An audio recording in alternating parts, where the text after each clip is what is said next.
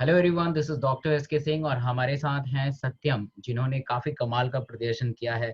720 में से 630 नंबर अंक हासिल किया है और महज इन्होंने ऑनलाइन पढ़ाई करके और इतना बेहतर प्रदर्शन किया है। और ये दिल्ली से हैं, यूपी के डोमिसाइल भी हैं और आई होप कि इनको दिल्ली में कोई ना कोई कॉलेज मिले या यूपी में कोई ना कोई कॉलेज मिले, और मुझे लगता है कि बिल्कुल मिल ही जाएगा। तो आज सत्यम से जानेंगे कि इनके अगर आप सेल्फ स्टडी करना चाहते हैं और आपके पास कोई भी साधन नहीं है, अगर आप सोचते हैं कि मेरे पास पैसे भी नहीं है, तो ऑनलाइन एक बेहतर मीडियम हो सकता है जिससे आप घर पे बैठ के भी सत्यम जैसे अंक हासिल कर सकते हैं। सबसे पहले सत्यम, बहुत बहुत धन्यवाद। और आपने बहुत ही बेहतर प्रदर्शन किया। कैसा लग रहा है 630 नंबर लेके आके? सर अच्छा तो लग ही रहा है। अच्छा लग रहा है, पर ओके। और भी इससे ज्यादा उम्मीद थी मेरे को।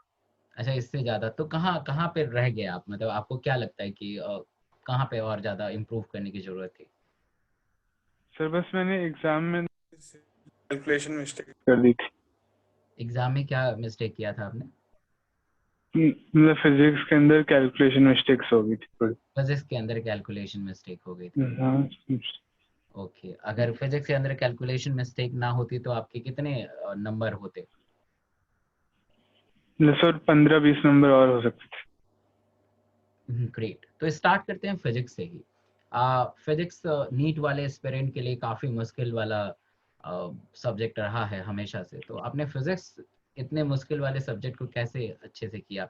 मैं देख पा रहा हूँ आपकी यहाँ पे अगर मैं देखूँ तो आपके मार्क्स फिजिक्स में काफ़ी अच्छे हैं। तो 98 परसेंटाइल हैं। बताइए कैसे, मतलब आपने कैसे इस सिचुएशन को हैंडल किया? सर मतलब पहले तो बेसिकली जो टीचर आपको पढ़ा रहे हैं कहीं से भी आप पढ़ रहे हो पहले कंसेप्ट को समझना है। उसके बाद जो डाउट्स है क्वेश्चन प्रैक्टिस करके क्लियर करो और एग्जाम ज्यादा से ज्यादा देने चाहिए। ओके। जैसे लास्ट के मैंने 2 मंथ्स में ज्यादातर एग्जाम्स ही सीखा था। जो क्वेश्चंस गलत हो रहे थे एग्जाम के अंदर ओके, आप मैं उनको ही दोबारा बार बार सॉल्व टेस्ट देते थे आप? ओके। कर। Yes. Okay, previous year question करना कितना कारगर रहता है इस फिजिक्स के लिए? सर फिजिक्स में तो इतना ज्यादा इम्पोर्टेंट नहीं मान सकते। हम्म। बायो और केमिस्ट्री में ज्यादा वेटेज है क्योंकि फिजिक्स में तो आपको अगर क्वेश्चन का तरीका आता है करने का कंसेप्ट आता है तो आप कोई भी क्वेश्चन कर सकते ओके ओके। अच्छा, बायो, आपने बायो, मैं देख पा रहा हूँ बायो में 99 परसेंटाइल हैं आपके, तो बायो को कैसे आपने किया? हैं। सर बायो में तो मतलब एनसीईआरटी तो हर कोई पढ़ता ही है, बस उसे ध्यान से पढ़ना है एक एक लाइन को। ओके। उसे एक स्टोरी बुक की तरह नहीं पढ़ना, एक एक लाइन पे फोकस करना चाहिए। एक एक लाइन को ध्यान से पढ़ना चाहिए। हाँ हाँ हाँ। ओके और जैसे जैसे एग्जाम दोगे आपको अलग अलग तरीके के उसी लाइन में से क्वेश्चंस मिलेंगे, डायग्राम के थ्रू मिलेंगे क्वेश्चन। Okay okay okay. तो आपने बायो की प्रिपरेशन कैसे, मतलब आगे कैसे बढ़ाया? कुछ चीज़ समझ में नहीं आता था तो कहाँ से आप करते थे? हाँ सर, जैसे मॉलिक्यूलर बेसिस ऑफ इनहेरिटेंस में मुझे थोड़ा ट्रांसलेशन में डाउट था तो मैंने वही अन अकेडमी पे लेक्चर्स देखे थे आपके। ओके। उसी के थ्रू डायग्राम्स के थ्रू मैंने थोड़ा कंसेप्ट बनाया और फिर उसे समझा। और अपनी एनसीईआरटी के साइड में ही जो ब्लैंक स्पेस होती है तो हम्म। उसी में नोट डाउन कर लिया था एक्स्ट्रा पॉइंट्स। Okay okay. तो आप रेगुलर मेरे यूट्यूब पे भी आके पढ़ते थे, तो मतलब कैसा लगता था? मतलब कैसे पूरा सीक्वेंस वाइज वीडियो देखते थे कि कैसे होता था? हाँ सर, बेसिकली ज्यादातर टाइम तो सीक्वेंस वाइज ही देखा था। अच्छा, सारे कभी कभी चैप्टर? छूट हाँ, ओके कभी कभी छूट जाता था तो वो बाद में देख लेता था। Okay okay.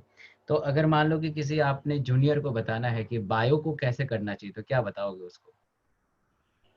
तो सर सबसे पहले तो एक बार लेक्चर आपका देख लेना चाहिए। उसके बाद एनसीईआरटी रीड कर लेनी चाहिए और फिर उस पास्ट ईयर क्वेश्चंस कर लो या कोई और बुक से NCERT at your finger tips से क्वेश्चंस प्रैक्टिस कर लेनी चाहिए। Great great. इतना ही काफी होता है, आपको लंबी चौड़ी बुक पढ़ने की जरूरत नहीं है, हाँ। पंडित दिनेश मुकेश पढ़ने की यस। जरूरत है। ओके, केमिस्ट्री का वे ऑफ प्रिपरेशन कैसा रहा आपका? केमिस्ट्री आपने कैसा किया? सर मैंने इस बार नीट के पेपर से देखा है केमिस्ट्री में नीट में ज्यादातर थ्योरेटिकल चीज ही पूछे। हम्म। हाँ, बल्कि मॉक टेस्ट में बहुत कैलकुलेशन आ रही थी फिजिकल केमिस्ट्री में, पर यहाँ नीट के एग्जाम में ज्यादातर पोर्शन लर्न करने वाला ही आया था, चाहे इनऑर्गेनिक केमिस्ट्री ऑर्गेनिक हो। हम्म। इसलिए आप एनसीईआरटी की एक एक जैसे पीरियोडिक टेबल से क्वेश्चन आ गया था, एलिमेंट्स का नाम पूछ लिया था, ओके। 103 एलिमेंट का नाम, इसलिए उसको एक तरह से बेसिकली एनसीईआरटी के डाटा को ही पूछा था घुमा फिरा के। बेसिकली आपको मतलब यही है कि अगर नटशेल में बात किया जाए तो आप यही बताओगे कि जितने भी एस्पिरेंट अब नीट 2021 या 2022 को देने जा रहे हैं उनको बिल्कुल एनसीईआरटी से इधर उधर सोचना नहीं चाहिए। हाँ एनसीईआरटी को हाँ सर, मतलब क्वेश्चन अब डिफिकल्ट नहीं आते, अब उसी इजी क्वेश्चन ही आते हैं, इसलिए कट ऑफ इतना हाई जा रहा है। मतलब राइट। जेई में जैसे पेपर थोड़े डिफिकल्ट क्वेश्चन पूछते। नीट उतना डिफिकल्ट नहीं होता है क्योंकि वो सब बच्चों को पता है हाँ। कि एनसीईआरटी इम्पोर्टेंट है हम्म, तो वो पढ़ के वो कर लेते हैं। हम्म। अब ये फर्क पड़ता है कि हाँ सर, आप जो बार एक एनटी अभ्यास ऐप लॉन्च हुआ था उसमें उन्होंने क्वेश्चन का पेपर बहुत डिफिकल्ट बनाया था, हाँ राइट राइट राइट। उससे हाँ उससे बड़ा मिसगाइड हो गए थे राइट राइट। मैं उसमें हमेशा से ये भी कहता था अपने हाँ। चैनल पे, यूट्यूब के चैनल पे, कि आप एनटी का अभ्यास ना करें क्योंकि मैंने भी कुछ रिव्यू किए थे फिर मुझे रियलाइज हो गया तो वो थर्ड पार्टी से क्वेश्चन को हायर कर रहे थे, उनका कोई अंदर का था नहीं और ऐसे क्वेश्चन थे कि जो मतलब कभी कभी भी आए नहीं है। Yes sir. उसका अलग ही लेवल था, पता नहीं कैसे लेवल यस। किया, वो काफी मिसगाइड हुआ। आप सही कह रहे हैं। ग्रेट। तो मतलब आपको यही आप कहना चाहते हैं कि अगर कोई बच्चा सेल्फ स्टडी करता है तो उसको एनसीईआरटी को बेस मान के करना चाहिए और एनसीईआरटी को बार बार पढ़ना चाहिए और उसकी हाँ बेसिस पे क्वेश्चन करना चाहिए, है ना? हाँ, और मॉक टेस्ट भी देते रहना चाहिए बीच मॉक बीच टेस्ट भी देने रहते हैं आजकल तो, में। फ्री में बहुत सारे मॉक टेस्ट भी अवेलेबल हैं, आपको हाँ। इधर उधर को ज्वाइन करने की जरूरत भी नहीं है। अगर आपके हम्म, अंदर जज्बा हम्म, है फ्री में भी कुछ करने का तो बहुत हम्म, सारे चीज फ्री में हम्म, भी हम्म, हो सकता है। यूट्यूब पे भी हम्म, बहुत सारे अलग अलग चैनल्स हैं फिजिक्स केमिस्ट्री के जो आपको मतलब समय पे बहुत अच्छे गाइड करते हैं। ग्रेट। तो थैंक यू सो सत्यम, और आई होप कि आपको एक बेहतर मेडिकल कॉलेज मिले और काफी कुछ अच्छा आप करें अपने लाइफ में। Thank you. Thank you.